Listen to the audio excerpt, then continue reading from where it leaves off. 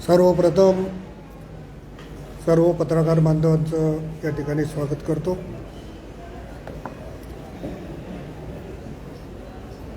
काही नवीन मंडळी अगोदर यांचा परिचय पण आपल्याला करून देतो। आमचे नांदेडचे जिल्हाध्यक्ष व्यंकटराव पाटील गोजेगावकर, महानगराचे जिल्हाध्यक्ष प्रवीणजी साले,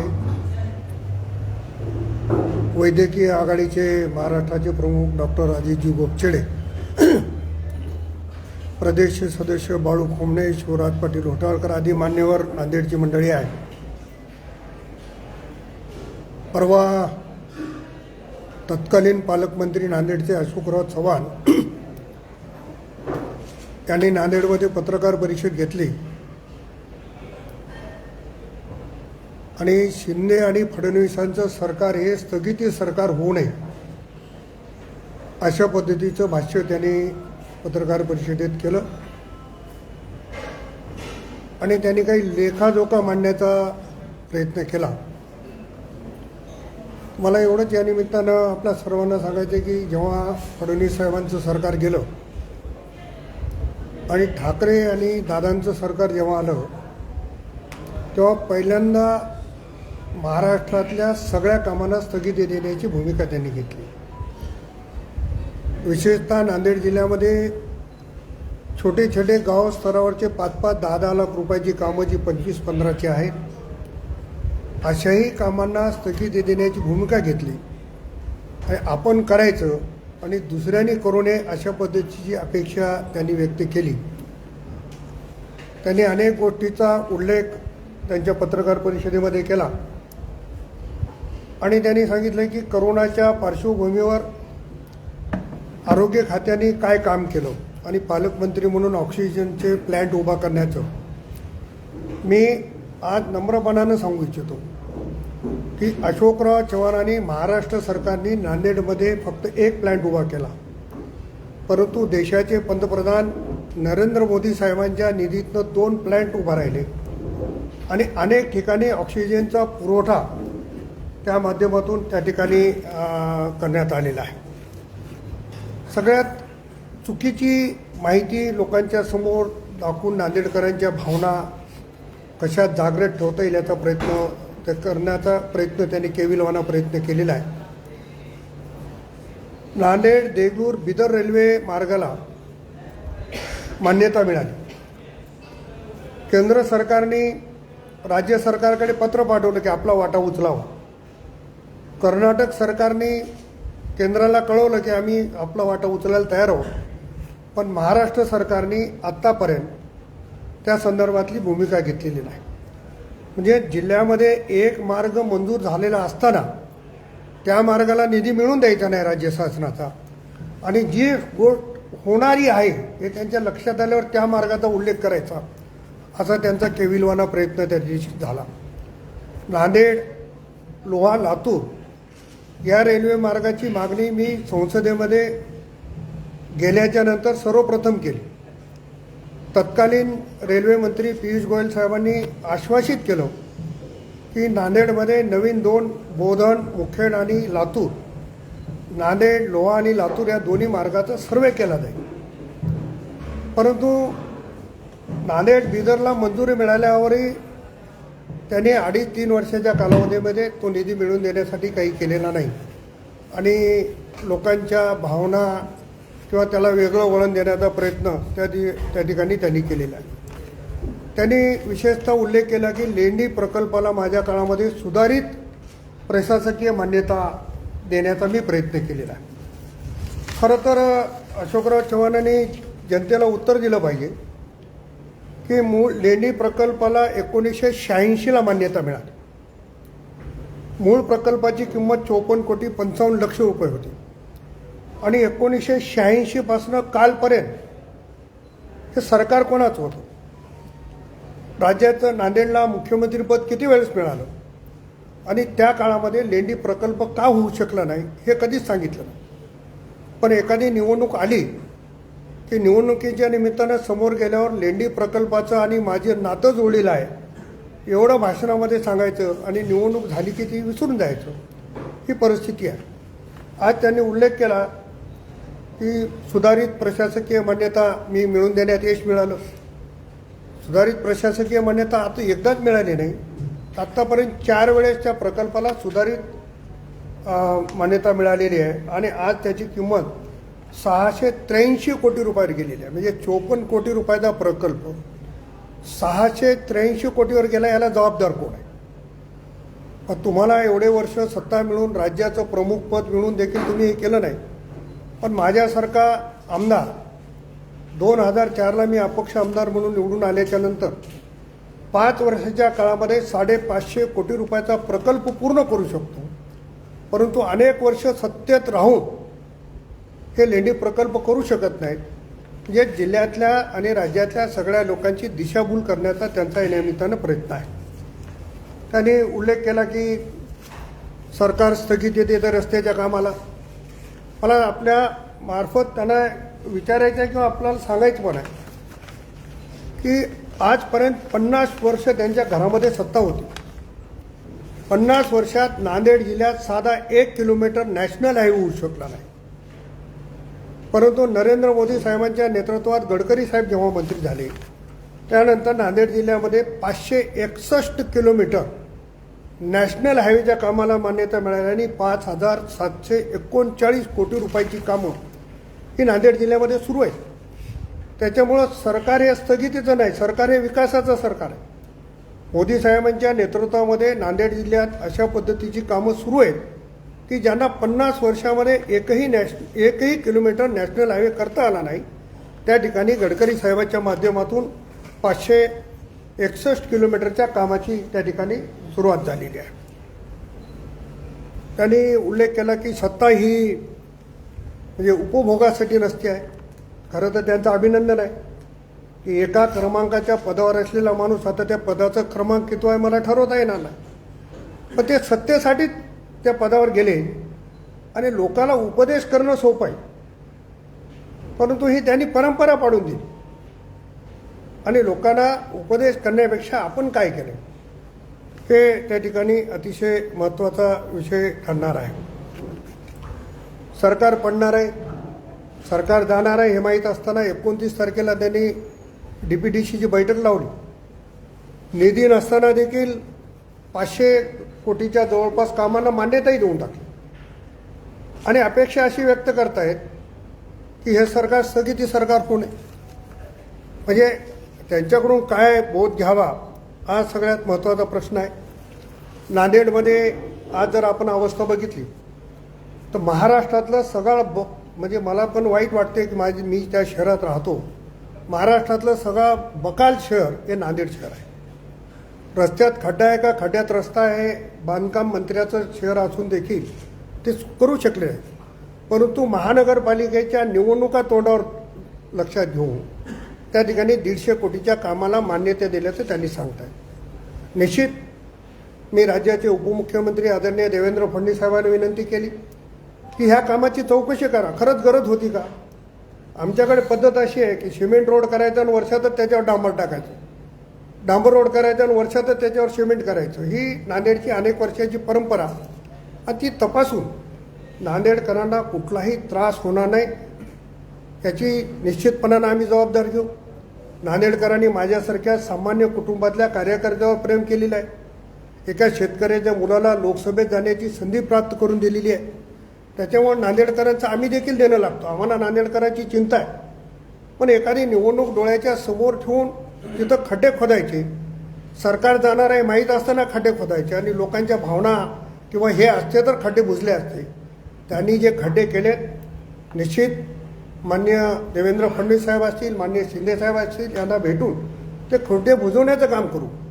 पण त्यांनी जी काही कामं केली त्याच्यापेक्षाही दर्जेदार कामं नांदेडमध्ये निश्चित प्रमाणात केल्या जातील अशी निश्चितपणानं सांगणार आहे. मी अशोकरावांचं मनापासून अभिनंदन एका गोष्टीचं करणार आहे की मध्ये संभाजीनगर आणि धाराशिवचा जेव्हा प्रस्ताव आला तेव्हा त्यांनी पाठिंबा दिला. खरं तर त्यांचा उल्लेख त्यांनी करायला पाहिजेत होता किंवा या गोष्टीला देखील आम्ही पाठिंबा दिलेला आहे. पण त्या गोष्टीचा त्यांनी उल्लेख केला नाही. म्हणून मनापासून त्यांनी जी गोष्ट चांगली केली कारण ही बाळासाहेबांच्या शिवसैनिकांची भारतीय जनता पक्षाच्या कार्यकर्त्यांची इच्छा होती. पण त्याही गोष्टीला त्यांनी पाठबळ दिलं त्याबद्दल अशोकरावांचे मनापासून निश्चितप्रमाणे मी आभार देखील मानणार आहे. बऱ्याच गोष्टीचा उल्लेख खरं तर त्यांनी केलेल्या सगळ्या गोष्टी सांगण्यासारख्या नाहीत, पण कामाचं श्रेय कोणी घ्यावं. ते म्हणाले की मदत झाली पाहिजे, देवेंद्र फडणवीसांनी असं केलं पाहिजे, देवेंद्र फडणवीस असं बोलले. देवेंद्र फडणवीसांचा दृष्टिकोन कामाच्या संदर्भानं अतिशय आपल्या सगळ्यांना माहिती आहे, सगळ्या महाराष्ट्राला माहिती आहे. सकारात्मक त्यांचा दृष्टिकोन आत्तापर्यंत राहिलेला आहे. भविष्यातमध्ये देखील त्यांचा दृष्टिकोन हा सकारात्मकच राहील. आणि महाविकास आघाडीच्या काळात 2.5 वर्षामध्ये जी कामं झाली नाहीत ती कामं प्रामुख्यानं मार्गी लावण्याचं काम निश्चित प्रमाणात त्यांच्या माध्यमातून केलं जाईल, एवढं या निमित्तानं आपल्या सर्वांना मी या ठिकाणी सांगू इच्छितो. मला वाटते मला जे काही मुद्दे या ठिकाणी सांगायचे होते ते मी सांगितलेले आहेत. खरं तर मी पहिल्यांदाच आपल्यासमोर मुंबईत बसलेला आहे. अनेक वेळेस बाहेर एका पत्रकारांची भेट झाली असेल, परंतु सामूहिकरित्या पत्रकार परिषद माझी पहिल्यांदाच आहे. त्याच्यामुळे आपण नांदेडमध्ये सध्या किती विकास कामांना स्टे लागलेला आहे आणि तो तुम्हाला योग्य वाटतो का? नांदेडमध्ये DPDCच्या 29 तारखेच्या बैठकीला स्थगिती दिलेली आहे आणि ती 100% योग्य आहे. निधी नसताना अशा कामं वाटप करण्याची म्हणजे त्यांचे कुठेतरी हितसंबंध गुंतलेले आहेत, म्हणून त्यांनी ती घाई केली. 29 तारखेला आपल्याला माहिती आहे की सरकार जाणार होतं, 30 तारखेला 29ला त्यांनी DPDC घेतली आणि 150 कोटी रुपये जे नांदेडच्या रस्त्यांच्यासाठी आणले होते त्याला आम्ही स्वतः विनंती करून तात्पुरती स्थगिती घेतलेली आहे. पूर्ण चौकशी करून ती कामं सुरू करण्यात येतील. कुठल्याही नांदेडकरांना त्रास होणार नाही. मागच्या काळात पण असंच झालं होतं का? जेव्हा हे सरकार आलं तेव्हा तुमच्या सरकारच्या कामांना स्थगिती मिळाली होती? मी तर अगोदरही उल्लेख केला की त्या कामांना तर स्थगिती मिळाली, परंतु ग्राम पातळीवर 25-15 हेडमधनं जी 5 लाख 10 लाख 15 लाख रुपये आपण कामाला देतो त्या देखील कामाला त्यांनी स्थगिती देण्याची भूमिका घेतलेली होती. आणि आणखी ती कामं तशी अर्धवट स्थितीत आहेत. ती कामं पूर्वत सुरू झाली पाहिजे असा आमचा प्रयत्न आहे. सरकार बदलले की या पद्धतीचा स्टे मिळतो, तर लोकांचं याच्यामध्ये मरण होत नाही का? कारण आपण जनतेच्या विकासाची कामं आहेत, कुठलंही सरकार आलं तर स्टे देतं मागच्या सरकारच्या कामांना. यात शेवटी जनता भरडली जाते असं नाही का? नाही, हे आपण म्हणता ती गोष्ट खरी आहे, परंतु जे पेरलं तेच उगवेल ना. त्यांनी सुरुवात केली तर त्यांना ते बघावंच लागेल आणि त्यांच्यापासून सुरुवात झाली ही गोष्ट खरी आहे की जी जिनाईन कामं आहेत त्या अशा गोष्टींना स्थगिती मिळता कामा नये. मी जसा उल्लेख केला की नांदेडमध्ये जी रस्ते खोदून ठेवले त्या रस्त्यांची चौकशी करून नांदेडकरांना त्रास होणार नाही याची आपण काळजी करू. महाराष्ट्राचे 3 तुकडे करण्याचा मनसुबा भाजपचा आहे असं साहेब फार माझ्यापेक्षा चतुर आहेत, त्यांच्याबद्दल मी न बोललेलं बरं आहे. ते कधी काय बोलतील कोणाला. ते परवा मी ऐकलं की भुमरेंना वडापाव खाता येत नव्हतं. आता इथून जर त्यांचा अभ्यास असेल तर त्यांच्याबद्दल न बोललेलं बरं. नाही, मुख्य प्रश्न जो विचारला आहे की महाराष्ट्राचे 3 तुकडे करण्याचा असा काही प्रस्ताव आहे का? असा प्रस्ताव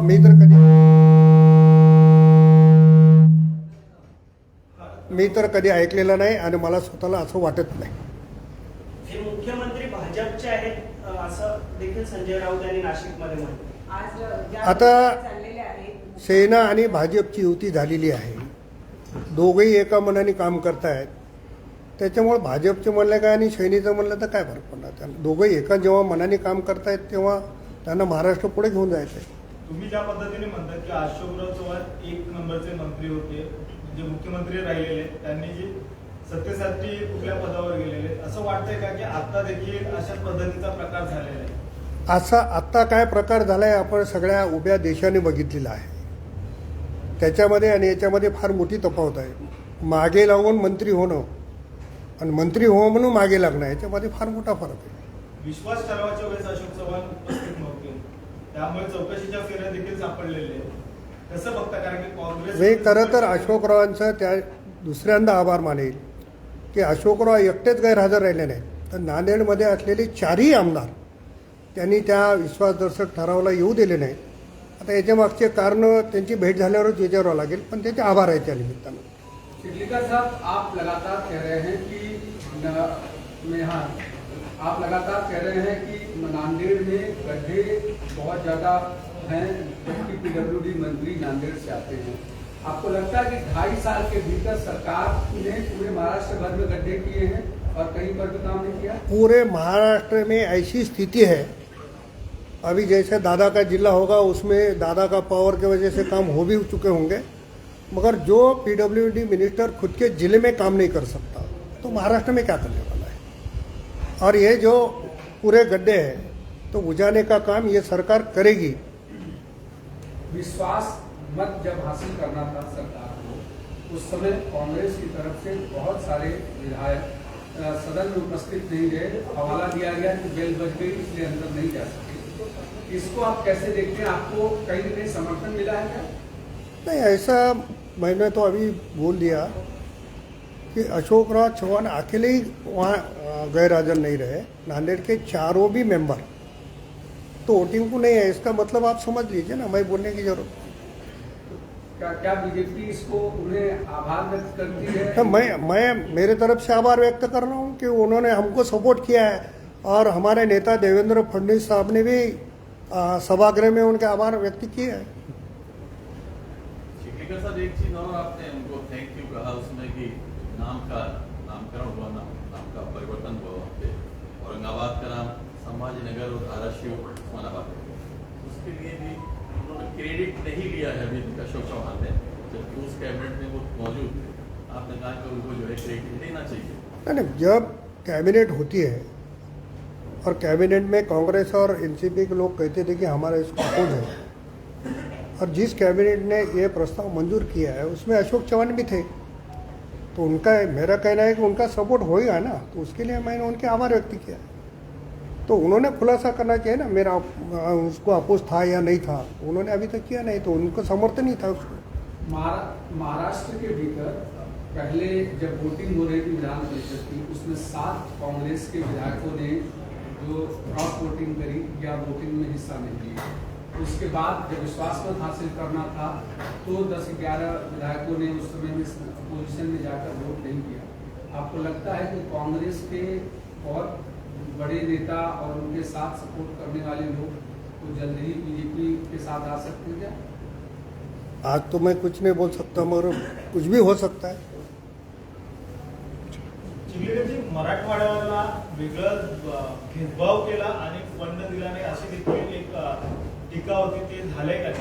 मराठवाड्यामध्ये देवेंद्र फडणवीस राज्याचे मुख्यमंत्री असताना वॉटर ग्रीडची योजना मंजूर केली होती, आणि मराठवाड्यासाठी अस्मितेचा प्रश्न होता। खरं तर मराठवाड्यातले जे मंत्री महाविकास आघाडी सरकारमध्ये होते त्याने आत्मपरीक्षण करण्याची गरज आहे की वॉटर ग्रीडची योजना ही रद्द केली आणि मराठवाड्यातला एकही मंत्री त्याच्यावर बोलला नाही। हे मराठवाड्यासाठी लाजिरवाणी गोष्ट। दुसरी गोष्ट, आज मुसळधार पाऊस झालेला आहे, हिंगोली असेल, परभणी असेल, नांदेड असेल, सगळ्या भागामध्ये अतिवृष्टीचं प्रमाण झालेलं आहे, ढगफुटीसारखा प्रकार झालेला आहे। कसं बघताय हे सगळ्या? ही गोष्ट खरी आहे की मी आत्ताच माहिती घेतली, नांदेडमध्ये 76 मंडळापैकी 32 मंडळामध्ये प्रचंड अतिवृष्टी झालेली आहे। अर्धापूर तालुक्यामध्ये बामणी आणि नांदेड तालुक्यामध्ये आलेगाव या गावामध्ये काही मंडळी अडकलेली होती, परंतु त्यांना बाहेर काढण्यामध्ये यश आलेलं आहे। जिल्हाधिकारी आणि प्रशासकीय यंत्रणा त्या ठिकाणी आहे, आणि नांदेडच्या पेक्षाही हिंगोलीमध्ये अधिकचा पाऊस झाल्यामुळं नदीनी पातळी ओलांडलेली आहे, त्याच्यामुळं प्रशासन त्या ठिकाणी काम करते आहे। आणि माझी पण विनंती या निमित्तानं मी भेटून करणार आहे की तातडीची मदत त्यांना झाली पाहिजे। पेरण्या झाल्या होत्या, पेरण्यांची पण नुकसानी मोठ्या प्रमाणात झाली होणारच नाही, एवढा मोठा पाऊस झाल्याच्या नंतर नुसतं पेरलेलं पीकच जाणार नाही, तर त्याच्यासोबत नदीकाठची जी जमीन असते ती पण वाहून जाते, त्याच्यामुळे प्रचंड नुकसान होते। ती मदतीची अपेक्षा मी पण कार्यकर्ता म्हणून निश्चित प्रमाणात त्यांच्याकडे मागणी करणार। नुकसान भरपाईसाठी काय कशा पद्धतीने मागणी असणार? नाही, त्यांचे काही नॉर्म्स ठरलेले आहेत, त्या नॉर्म्सप्रमाणे शेतकऱ्याला तातडीनं मदत मिळाली पाहिजे अशी मागणी करणार। हिंगोली और नांदेड़ में जिस तरीके से बारिश हुई है और उसमें काफी नुकसान हुआ है, आज मुख्यमंत्री ने स्वतः दिल्ली में रहते हुए मुख्यमंत्री ने जिलाधिकारियों को निर्देश दिया और फोन किया है।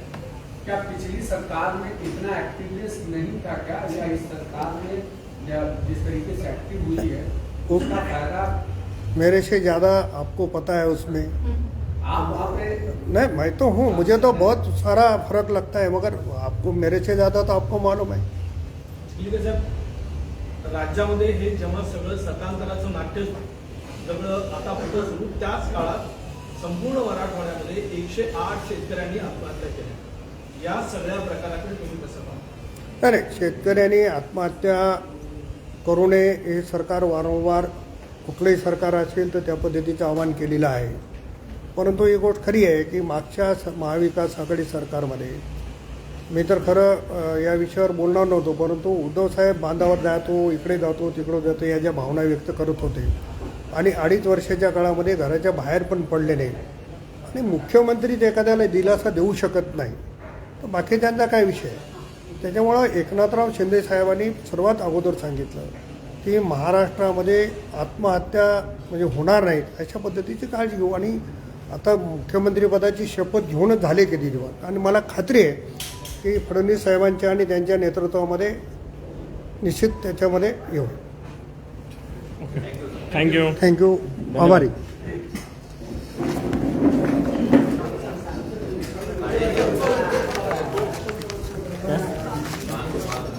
ठीक है, तो दे दो पंच उधर अंदर ले लो ना, हिंदी में पंच अंदर ले लो।